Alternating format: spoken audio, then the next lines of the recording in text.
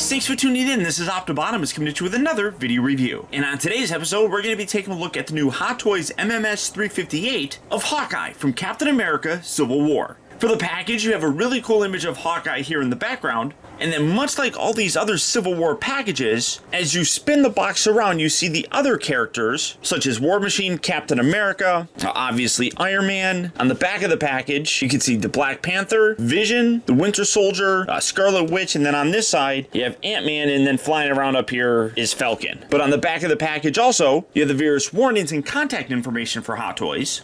And then when you lift up the slip sleeve cover, you have that cool image of Captain America's shield shattered in the background, as well as the cast and crew responsible for making Hawkeye. And then on the front of that, you have a really nice open window that fully showcases the figure as well as all of his accessories. One thing that's worth noting is that on all these Civil War boxes that we've seen so far, not one of them actually has Spider-Man, which is kind of curious. It makes me wonder if, Fox actually didn't lend his likeness rights in the overall licensing, which means they may not allow Hot Toys, who has the license for the Avengers, to be able to use Spider-Man here. It's definitely something that's interesting, and we'll see what happens as Spider-Man Homecoming comes out. But for the packaging on Hawkeye, that's about it. So without further ado, let's get this guy out here and see how cool he actually is.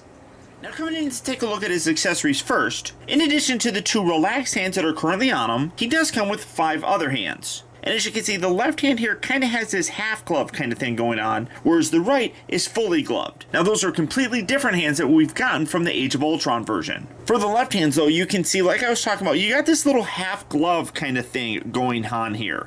With a lot of really nice detail, you can see the little kind of stabilizer wires in there. You come around here to the side, you can kind of see along the side, his fingers are actually exposed as well. Now, bringing in one of his hands from that Age of Ultron version, you can see there is a definite similarity, but they are absolutely different. He also does come with a little bit of a clasp hand, which comes in handy with holding some of his other accessories. Real great detail still on there. You can come around here to the actual fingers, see the little exposed fingertips on there. And then you also do get a trigger finger hand. Now he comes with a gun and obviously he's going to need a hand to be able to shoot it. But still great design as well as an amazing amount of detail on this. He also comes with 2 additional gloved right hands. You can see they're also in this clasping kind of pose, but again, these are completely different than what we got with the Age of Ultron version. This is the right hand that came with that, and you can see you got a little bit of a strap kind of thing going on here. So obviously, completely new design here for the gloves and the uniform for them, which really doesn't utilize all the exact same parts. In addition to those hands, you also do get a couple extra wrist pegs. As you can see, they are the different colors to kind of match with the fact that he's got different gloves. Now, he also does come with this kind of foot dagger harness. You can see he comes with the dagger right there. You got the holes kind of going through there, and then really nice silver paint. You can put it right in here, and then this goes around his right leg. I went back and watched the movie, and I do not remember seeing this at all. In the scene where he rescued Wanda, also in the airport fight scene, it didn't look like he had a dagger hanging off of his right leg. So I'm not 100% certain where this came from. It's a nice accessory, but in terms of film accuracy, I'm probably not going to use this. As I mentioned, he does come with a handgun. As you can see, really nice, simple, kind of black plastic. Not a lot of, paint wear or anything on there. You do have the moving top section. I have no idea what that's called. But he also does come with a magazine with a really nice bullet detail right there. You can put that right back up in there. And on his left leg, you have the holster, so you can just take that, slide that in, and there's some weapon storage for you. He also does come with this pair of sunglasses, but again, I don't really remember him wearing these. They are really cool looking and definitely have kind of like an Oakley look, but they are essentially identical to the ones that came out to the Age of Ultron version. The lens might be a little bit lighter. You can definitely see that it's still a purplish color. Really, the only difference is probably the opaqueness of the lens, I guess. This is a little bit easier to see through than these ones are. But as I said, I don't recall him wearing these at any point in Civil War, but it's still nice and they do look cool on him. Now, Now, it does come with this quiver of arrows, which, again, is vastly different than what we got with Age of Ultron. As you remember, this is what we had previously, and this actually separated, and then you would line these arrows up on the different halves, and then you would reattach it, you'd slide it on its back. This is a little bit different. Again, you could actually put the tips on these. This, though, it completely changes the design to where the arrows have to slide in. It's a little bit problematic, honestly, to do, because you're sliding it in, you got little sections up here that kind of grip it, and then there's also ones that are down here. So you slide in through the hole here, and then you have to make sure that you get it into those little groove slots as you push the actual arrow down, and it's a little bit tricky to do. So once you get that down, you continue to slide it down, and then you have to line it up with the bottom one. And again, that can be a little bit tricky to do, but with some patience, you can do it fairly easily. I apologize for the out of focus nature, but you can also see that down here, instead of having the arrow tips attached to the arrows, now you have this section right here, which I'm going to pull out this little piece right there, and you can see that it actually spins. It's a little bit tricky to get to, but this piece actually now rotates. Same thing with this side here. Both sides rotate as it spins around, allowing you to, pretend that one of these arrow staffs or whatever is going to lock into one of these different arrowheads, which is pretty cool. I like that. One thing that I will say, though, is, like I said, it was really tricky getting all these in here. You get a total of 16, which is a lot. I don't think you get that many here. I like that. It gives it a very full look. Obviously, this also had a very full look as well, but that looks really cool, I think. And then when you want to attach it, you come around here to the back. Well, actually, this is the back. And then you got this little section right here, which is a little bit more narrow. And you come to his back section, you got this little slot cavity right here where you just take this, you put it in the narrow section, kind of clip that in, and then the whole thing slides down, and then there's a few nubs. It's a little bit tricky to get it to come off, and I don't really like taking it off, honestly, because it kind of, there we go, it kind of feels like you're going to separate something, but you got like these little nubs right here that when you slide it down, that locks it so that it can't go down any further. So putting that there, sliding it down, now you have the arrows on his back. And then much like that Age of Ultron version, you do get several different arrowheads that you can attach to the individual arrows. I'm not 100% certain if these ones are reused. Honestly, I don't really use them for display purposes or anything. My previous version just went into storage, but you do have all of these. One additional one, though, that is absolutely terrific is you get one with Ant-Man. And this is absolutely terrific looking. I got to keep my hand kind of in there because it keeps wanting to go out of focus. Oh, it's not too bad, but you can see really great detail on there. You can see his eyes very nicely. Yes, he is bigger than he actually should be. He's actually much smaller than the arrowhead in the movie, but I think for visual purposes for the figure, I think this works really very nicely. Trying to get in as close as I possibly can because, like I said, this is really very tiny, but real great detail throughout the entire thing. And then again, like I said, you got the little hole section right here, which pegs in very easily to one of the arrows. So if you wanted to display this, this is a great accessory to add to it. It's tiny, but it is very specific to the film. It was a very funny part in the film. And as I said in my Black Widow review, this is actually the third version of Ant-Man that we got previously. The first one being released with the original Ant-Man figure, the second one being the little crouchy one that came with Black Widow, and now we got this. As tiny as this is probably my favorite accessory in this entire set. He also obviously does come with his bow, which is a different kind of style than what we got with the Age of Ultron version. This one had a little bit more like carbon fiber kind of look painted throughout it. This one really does if you get in close, but it's not a very different kind of paint detail. You can kind of see it as I move it throughout the light, whereas this one, though, had the actual different coloration. You also have a couple extra little things on it. I don't know anything about bows and arrows or anything like that, so it's like I have no idea what these little pieces are.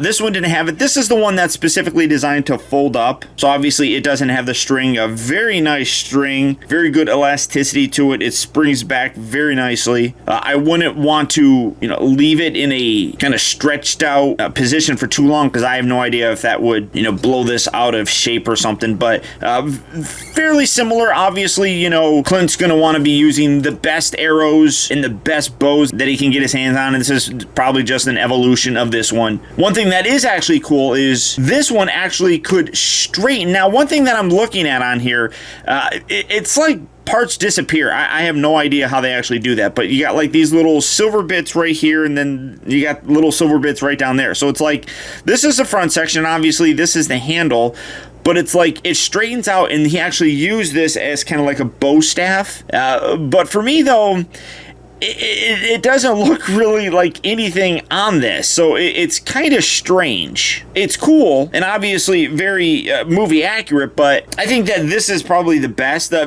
detail on here is still really very nice. It's just, like I said, a lot of, like, I have no idea why this gets as thick as it does down here, because that would just be where the string would attach. So I have no idea, but it is cool. Obviously, it is very specific to the actual film itself, so good addition to have as an accessory. And finally, we come to his display stand. And as I talked about in the Black Widow review, each stand, depending on what side they're on, has a different background on it. For Hawkeye here, because he was Team Cap, obviously you have Captain America's shield. You got the Civil War logo, you have the nameplate right down here with his Hawkeye emblem. You have the adjustable cradle, which is nice. Again, I do like this because it's a little bit smaller. It does a little bit bigger than, you know, the standard oval one, but it's much smaller than some of those kind of diorama stands. So I definitely like this, and I do love how they actually changed the background to fit whatever side they were representing. Now, coming in to take a closer look at the figure, there's a lot that I really like, but there's a few things that I don't. Starting out first with the head sculpt. One thing that I'll say, it is the exact same sculpt that we got with that Age of Ultron version. There's a few subtle differences in terms of the paint, but the sculpting's the exact same. Now that's not a bad thing, because I thought that Age of Ultron version was spot on, and this one definitely is as well. Coming in to take a closer look, like I said, sculpting-wise, you're looking at the exact same. There are a few subtle differences in terms of the color, but what you're basically looking at is just a reuse of the actual portrait that we got previously. Again, that's not a bad thing, because I think that the sculpt is amazing. It's just something that I want to point out. The other thing that you're seeing is he is taller than the previous one. Now, that's not an illusion or anything like that. The actual figure is taller. Now, I don't know exactly why that is. It might be the boots.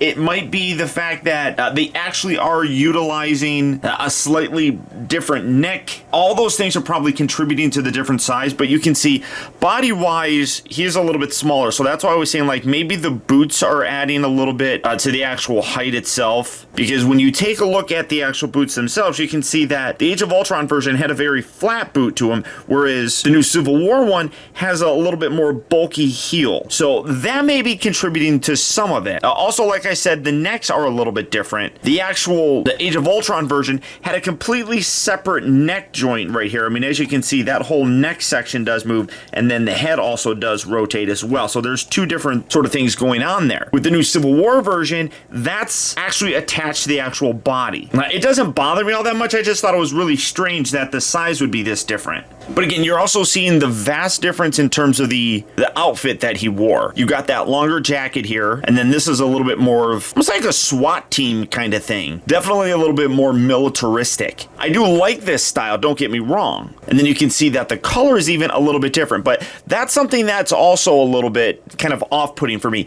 In the film, this was definitely a lot darker. You can see you got like this blue color kind of up here, then you got a little bit darker purple. Now that might have been the way that the suit actually was, but in the movie, it was a lot darker. I mean, you can see the actual entire suit is kind of like this dark navy blue, but it really did look like it was black. So while I actually like the color on here, it doesn't seem as screen accurate as it possibly could be. Now that's one of those kind of details on here that, you know, I care about, but I also don't care about. I like the way that it looks, but in terms of screen accuracy, it is absolutely off. But you got the nice straps and buckles throughout the entire thing. Come around here to the back, and again, you got that harness section that his quiver attaches to. You have the full sleeve and glove right arm, and then you can see the left arm is more exposed. You do still have the little wrist sections and then a little glove section, but this is a part where some people were kind of complaining in regards to the overall design of the figure. It's accurate to the way how it looked in the film, except the problem that you have in doing this is they have a completely different arm on here than you do have on here. This one is this standard type of Hot Toys arm where you have like the little armpit. Well, I don't even know if you have an armpit joint there. It's really stiff, but you got that hinge up and down. It rotates obviously forward and back, but it also has an upper bicep swivel right up here for that rotation. He does have two joints here at the elbow for here. This arm though is completely different because it's sleeveless. They go with a more seamless kind of look. By that I mean they do not have the upper bicep swivel. They still have the rotation forward and back. It does hinge in and out, but it only has now one elbow joint, and like I said, no rotation at the actual bicep. Now that actually causes problems when you want to actually pose them, because if you're going to have like a bow sort of pose, you're going to have him holding it in this arm, and he's going to bring this one up, and let me just manipulate this. He's going to go like this to bring it in, and he's going to be shooting his arrow like that. The problem is that position for the arm is not anatomically correct. It's going to be rotated like this. When you bring your arm up, that's how it actually positions. You don't bring your arm up, and when you rotate your lower arm down, that brings this around as well. The bicep staying up like that looks bad. So if you're going to have him in a action pose like this, that is not going to look really good. Now, I know that sounds like it's a nitpick, but that also brings into a discussion why Hot Toys didn't go with kind of the rubberized arm for this. This is definitely a figure I think would benefit from it, and any figure that has the sleeveless kind of look. Now, why Hot Toys doesn't incorporate those, I honestly don't know. I mean, maybe they're concerned about the durability of that material. I honestly don't know. But it definitely creates a very unsightly look when you're posing it. Again, nice kind of navy blue detail here with the pants. You can see like this pattern on there. You got his gun holster. Nothing really else. One thing that is very nice though, unlike the Age of Ultron version where the boot was all one piece, this is actually two separate pieces now. You have an upper shin section and then you have the boot, but it's all designed where it kind of looks like it's all one piece. But this now allows you to actually get a nice range of motion in the foot, which you did not have at all in that previous version. So, like I said, there are aspects that I really do like on this, but there are aspects that I think could definitely be improved upon. And then being a 1/6 scale figure, you can see height-wise he comes in at almost exactly 12 inches tall.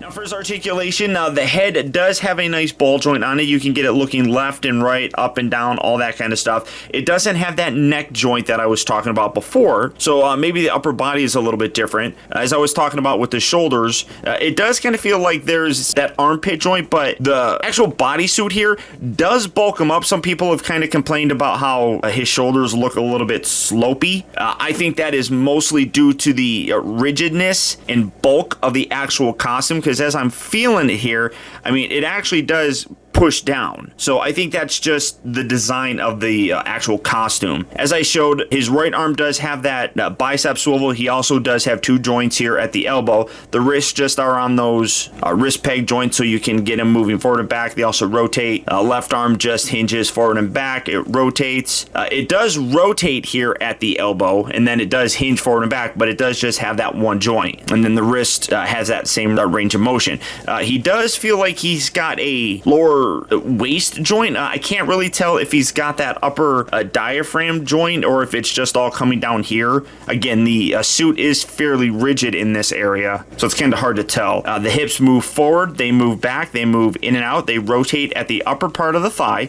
He does have two joints here at both knees, and then as I was talking about the ankles, you do I mean, and actually when I was talking about the height, you can see that the little clear piece right there does extend this height a little bit, so they probably probably did purposely extend his height some. I do wish that they would start utilizing some of those seamless kind of body types, especially in things like the exposed limbs and stuff. I just think that it would be a huge improvement, and Hot Toys has always been, you know, on the forefront of doing, you know, some of the best stuff for 1/6 scale figures. So I would like to see them get into that, because I think that they would really do it very, very nicely. At the end of the day, though, I'm kind of feeling like this is an average release from Hot Toys. The head sculpt, while we've gotten it before, is perfect, so I don't really feel like they could have improved it any. The outfit, like I said, while I do like the colors on it, I kind of feel like it's not really all that screen accurate. So that's one of those nagging little things that just irk me. I really like the extra detail that they put into the quiver. It is a little bit tricky to get all the arrows in there lined up perfectly, but the additional section at the bottom with the rotating actual arrowheads is pretty cool. I guess the biggest part about this figure that kind of annoys me is the way that the unsleeved arm has been done. It just looks awkward and not anatomically correct, especially in a pose like this. I mean, you can't really see it. Well, I mean, if I rotate it around here, I mean, you can definitely see, I mean, that arm should be rotated around. And it just, like I said, irks me a little bit that you can't do that. At the end of the day, I still like him and I still do recommend him, and I actually do prefer this look in terms of his suit over that Age of Ultron version. So for me, it's a nice addition to an actual Civil War display, while keeping my other Hawkeye in my entirely separate Avengers display. So as I said, I do feel that this is kind of an average release from Hot Toys. Nothing earth-shattering, but nothing tragically disappointing, I guess. It's just average. And with the Age of Ultron version still available, the Civil War one here gives you kind of options. So if you're interested in picking up either of them, they are available right now at Sideshow Collectibles. So all you have to do for that is click on the link down in the video description. You'll go to Sideshow where you can check out availability on this guy, as well as the rest of the Hot Toys 1/6 scale figures. But beyond that, guys, that's about it. So once again, I want to thank you for tuning in. This has been optibotimus. Don't forget that if you like this video, to please like and share it. It goes a long way towards helping me out. Also, be sure to subscribe in case you haven't already subscribed. That way you get instant email notifications whenever I upload a new video, and you never miss out on a future review of mine. Or if you're already subscribed, make sure you click on that little bell on my homepage and double check that your settings are set so that you get those email notifications. And as always, until next time, be excellent to each other.